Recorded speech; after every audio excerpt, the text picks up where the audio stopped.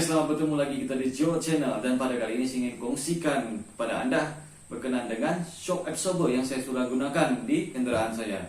Kendaraan saya yaitu Isuzu D-Max 2012 telah menggunakan shock absorber jenis original selama 3 tahun. Dan apabila shock absorber bahagian belakang telah rusak, saya gantikan kepada model gas keluaran Waldex.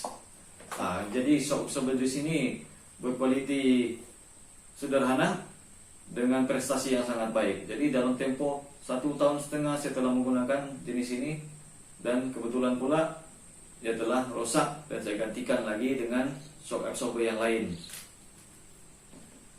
Jadi selepas itu saya menggunakan shock absorber hadapan jenis Waldex yang sama, tetapi jenis minyak.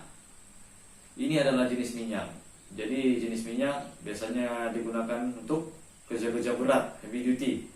Biasa shock absorber jenis ini, yaitu shock absorber jenis minyak, digunakan untuk kendaraan-kendaraan yang mengangkut muatan lebih berat.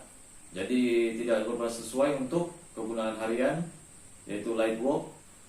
Jadi dia memberikan kesan yang kuat, yaitu hentakan yang agak kuat.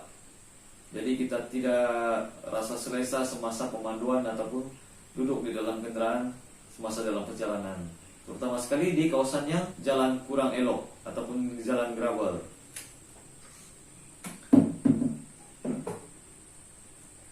Setelah 2 tahun menggunakan absorber jenis Waldex, keluaran Waldex, saya beralih kepada absorber nama Kembo Racing.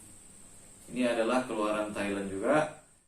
Jadi saya akan membuat review berkenaan dengan kesan hentakan di dalam kendaraan ataupun vibration test di dalam kendaraan sebelum saya menukar kepada absorber ini dan selepas menggunakan absorber ini. Jadi saya harap video kali ini dapat membantu tuan-tuan dan puan-puan yang ingin mencari shock absorber yang terbaik untuk kendaraan Anda dan mengikut keperluan harian.